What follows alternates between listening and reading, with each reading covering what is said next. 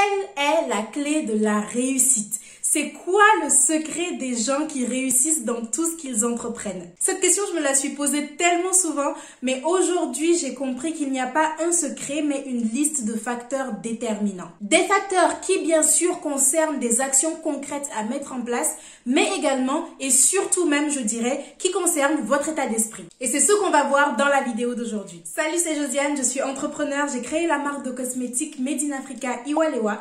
Ici, je partage mon parcours afin de bâtir une communauté où nous pourrons évoluer tous ensemble en productivité, self-esteem et business. Il y a environ un an, une amie à moi m'a partagé un article blog How to be Successful de Sam Altman, le célèbre entrepreneur américain. Il y décrivait une liste de facteurs communs qu'il avait observés chez plusieurs entrepreneurs à succès qu'il avait rencontrés, allant d'Elon Musk au créateur d'Airbnb. J'avais beaucoup aimé cet article parce que quand on est entrepreneur, on est censé aimer le risque, l'aventure, l'inconnu. Et ça, c'est très vrai. C'est ce qui caractérise également un entrepreneur.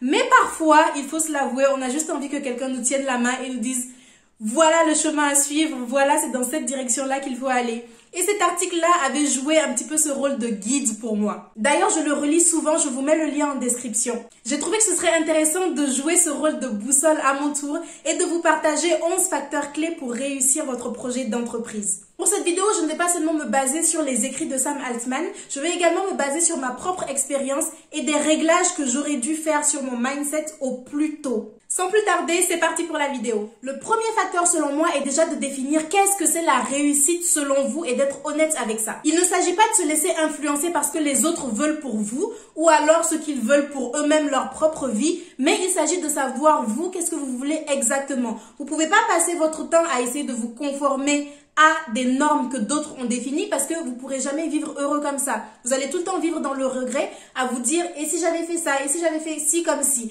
Il faut que vous définissiez vous-même c'est quoi la réussite pour vous, qu'est-ce que vous voulez pour votre vie.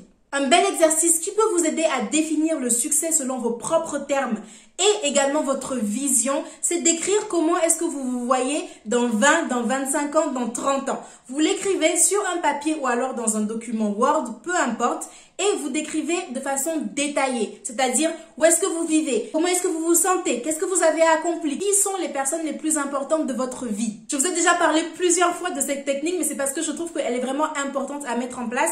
Moi, je l'ai apprise dans la méthode des 90 jours, la formation de Stan Leloup de Marketing Mania, et je trouve qu'elle est vraiment efficace pour déjà vous, que vous soyez au clair avec vos objectifs, pour que vous soyez au clair avec vos priorités et ce qui est vraiment essentiel pour vous. Surtout quand vous êtes perdu, que vous ne savez pas trop quelle décision prendre à un moment donné, ça vous donne une direction parce que vous avez votre vision, vous savez, c'est dans ce sens-là que je veux aller, donc je vais prendre telle décision en conséquence. Le second facteur selon moi est de se fixer des objectifs avec beaucoup de rigueur et surtout de les suivre. Vous devez pouvoir vous dire précisément dans 1 an je veux ci, dans 6 mois je veux ça. Le fait d'avoir des objectifs définis comme ça au préalable est très important parce que vous n'allez jamais arriver si vous ne savez même pas où vous voulez aller. On a déjà parlé de comment se fixer des objectifs dans la vidéo comment organiser ses journées de travail. N'hésitez pas à aller la regarder pour mieux comprendre. Mais en somme, vous devez vous fixer des objectifs SMART, spécifiques, mesurables, ambitieux,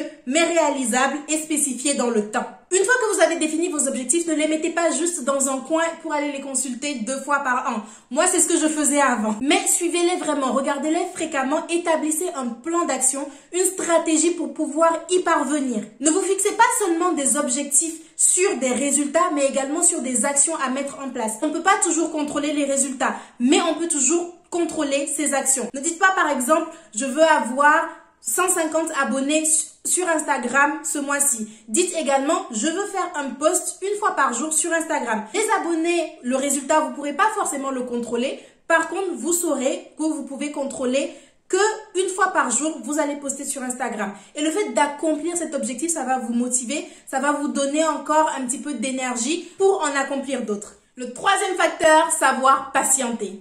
Quand j'ai commencé l'entrepreneuriat, je me voyais déjà millionnaire l'année d'après. Mais j'ai appris que la réussite, c'est une succession d'étapes. une succession de victoires. Il y a une série d'obstacles sur votre chemin et à chaque fois que vous dépassez un obstacle, c'est une victoire. Et la somme totale de toutes ces victoires-là, c'est ça qui mène à une réussite durable selon les termes que vous avez définis en point 1. On vit dans une société qui va extrêmement vite. Je ne sais pas si vous vous rendez compte. Encore moi, je suis née dans les années 90, donc j'ai vécu les années où si par exemple j'ai raté mon dessin animé aujourd'hui, je dois attendre mercredi de la semaine prochaine pour voir le prochain épisode. Aujourd'hui, ça n'a aucun sens d'attendre, ça n'a aucun sens de faire ça. Tous les épisodes sont stockés en replay. Est-ce que vous vous rendez compte qu'il y avait une époque où, si par exemple vous aviez une chanson préférée du moment, si vous n'aviez pas encore acheté le CD ou la cassette, il fallait attendre que la chanson daigne passer à la radio ou à la télé pour voir le clip. Il n'y avait pas Spotify, il n'y avait pas YouTube, il n'y avait pas tout ça. La génération actuelle aura encore plus de mal à apprendre à patienter parce que eux, ils n'ont même pas vécu l'époque où il fallait attendre un tout petit peu. Le problème, c'est que la réussite durable ne vient pas comme ça en un claquement de doigts. Beaucoup de personnes pensent que si, parce que souvent dans les médias, on nous met en avant des personnes qui ont réussi et sans nous dire que ces gens-là, ça fait peut-être 10 ans qu'ils sont en train de trimer. On oublie toute la phase de combat qu'ils ont eu.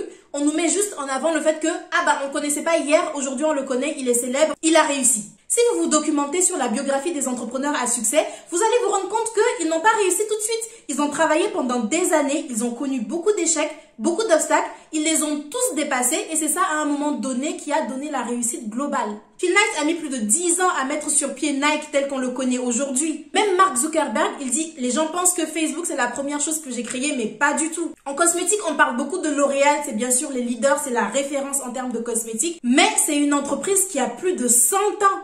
Même Aromazone, la référence dans la cosmétique maison aujourd'hui, ils existaient bien avant leur succès, ils n'ont pas explosé tout de suite.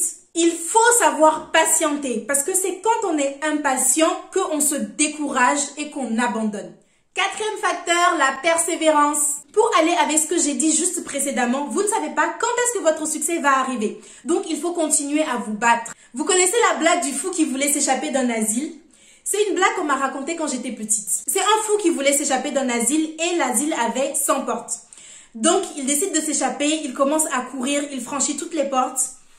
Il arrive à la 99e porte et il dit non, c'est bon, je suis trop fatigué, je peux pas. Et il retourne à l'asile en refranchissant toutes les 99 portes. Dites-moi en commentaire si vous connaissiez cette blague. Je sais pas pourquoi elle m'a marqué, ça m'avait fait trop rire. Donc je la raconte dès que j'en ai l'occasion. Tout ça pour vous dire, ne vous arrêtez pas à la 99e porte, vous y êtes presque. Pourquoi est-ce que vous allez tout abandonner maintenant pour repartir là où vous étiez? Cinquième facteur, travailler dur, mais également travailler intelligemment, stratégiquement. Avant, je pensais que persévérer, ça voulait dire répéter les mêmes actions plusieurs fois jusqu'à ce que ça marche. Mais maintenant, j'ai compris que persévérer, c'est pas du tout ça. Persévérer, c'est se poser, analyser les résultats qu'on a obtenus et affiner sa stratégie en fonction. Apprendre de ses erreurs, autrement dit, travailler intelligemment.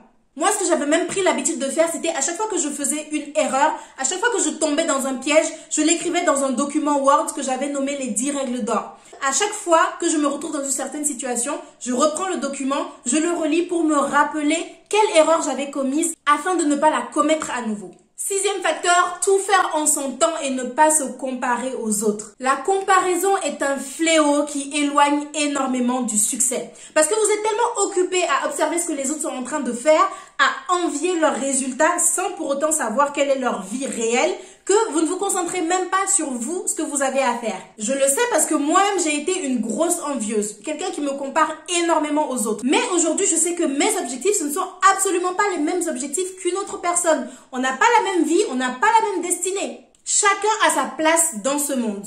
Moi, j'ai ma place dans ce monde puisque je suis déjà là. Donc, ça veut dire que j'ai ma place. Chacun a un rôle à jouer et il n'en tient qu'à chacun de réussir sa vie. Septième facteur, célébrer ses petites victoires pour rester motivé. Moi, je suis extrêmement exigeante. Si vous pensez être exigeante, multipliez votre exigence par 100, rajoutez 1000 et vous saurez à quel point je suis exigeante avec moi-même. J'ai tendance à ne pas voir mes accomplissements. Quand je réussis quelque chose, la seconde d'après, je souffre d'amnésie. Je ne me souviens plus ce qui vient de se passer. Je me dis directement, bon, quelle est la prochaine étape? Qu'est-ce que je dois faire ensuite?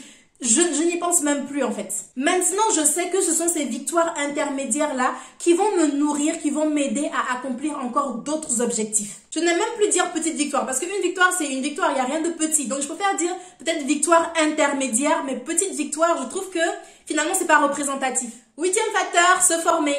Apprendre, apprendre, apprendre. L'être humain est fait pour évoluer. Et comment est-ce qu'on évolue? On évolue en apprenant. Devenez expert dans votre thématique et apprenez à vendre vos créations. Parce que ça sert à rien d'être le meilleur créateur du monde. Vous pouvez créer le meilleur produit, tout ce que vous voulez, mais si vous savez pas le vendre, les gens vont pas l'acheter. Donc au final, à quoi ça sert? 9e facteur, avoir le sens du sacrifice. Je pense que l'entrepreneuriat, c'est un état d'esprit. C'est vraiment faire des choix drastiques. Pendant que les autres sortent, s'amusent, vivent leur vie, vous travaillez, vous sacrifiez votre confort personnel, vous sacrifiez votre vie sociale. Et moi, j'avoue que ce sont des choix que j'ai toujours fait sans hésiter. J'ai toujours été dans un état d'esprit où je me dis, je renonce à certaines choses aujourd'hui pour ne pas avoir à choisir demain. En atteignant la réussite, l'indépendance financière, je pourrais faire tout ce que j'ai envie de faire.